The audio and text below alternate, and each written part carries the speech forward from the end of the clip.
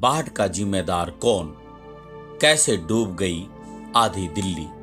क्या दिल्ली को डुबाने में सिर्फ हथनी कुंड है या ये है 4 बड़े कारण?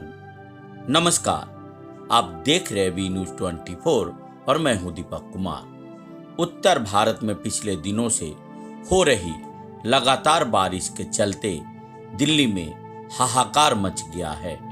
लोग बाग अपने घरों से बेघर हो गए हैं। दिल्ली एनसीआर के आसपास के कई इलाकों में रहने वाले लोग यमुना के जल स्तर में वृद्धि से डरे और सहमे हुए हैं।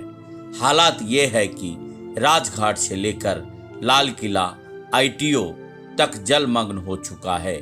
बता दें कि इससे पहले भी दिल्ली में 1924, 1977, 1978, 1995, 2010 और 2013 में भीषण बाढ़ आई थी। वही शनिवार को हुई बारिश ने एक बार फिर लोगों को परेशान कर दिया।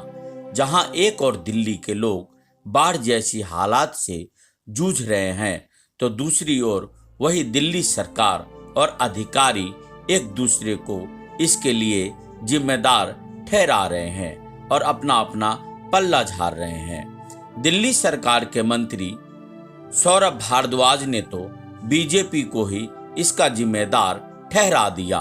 उन्होंने कहा कि दिल्ली को जानबूझकर डुबाया जा रहा है। अब आप ही सोचिए, इस संकट और आपातकाल के घड़ी में भी ये राजनीति करने वाले लोग अपनी गंदी राजनीति करने से बाज नहीं आते हैं।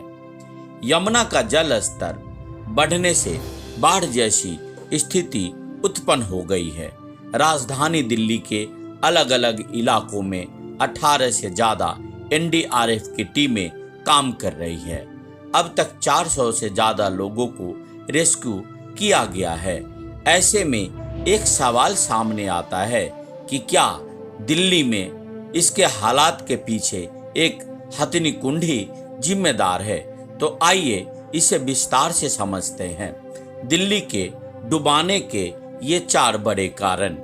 बाढ़ क्षेत्र का अतिक्रमण होना ये पहला कारण है।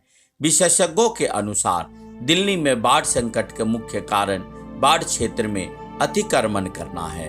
अतिक्रमण से बाढ़ के मैदान पर ठोस कचरे का इकट्ठा होना, प्राकृतिक प्रवाह को बाधित करना, नदी के मैदानी इलाकों में अतिक्रमण से शहरी इलाके भी प्रभावित होते हैं।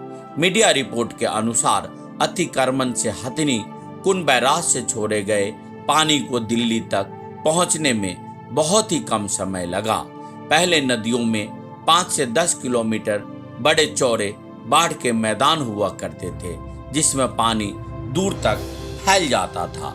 दूसरा कारण है वेटलैंड की कमी। दिल्ली में यमुना का जल स्तर बढ़ने के पीछे मुख्य वजह जंगल, ग्रासलैंड, वेटलैंड की कमी को बताया जा रहा है।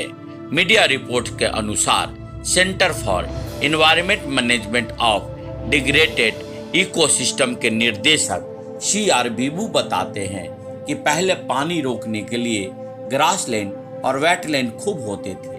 ऊपरी इलाकों में पानी रोकने की क्षमता कम हो गई है। तीसरा कारण है यमुना किनारे 25 पुलों की मौजूदगी। South Asia network on dams, rivers and people SANDRP के भीम सिंह रावत यमुना में बाढ़ की बड़ी वजह पुलों के निर्माण को बताते हैं। रावत ने कहा कि दिल्ली में यमुना के 22 किलोमीटर का विस्तार में 25 पुल है। यह वजीराबाद बैराज से लेकर ओखला बैराज तक फैला हुआ है।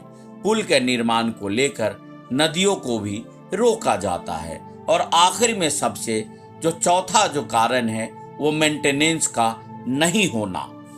बाढ़ की बड़ी वजह बांध का मेंटेनेंस ना होना भी है।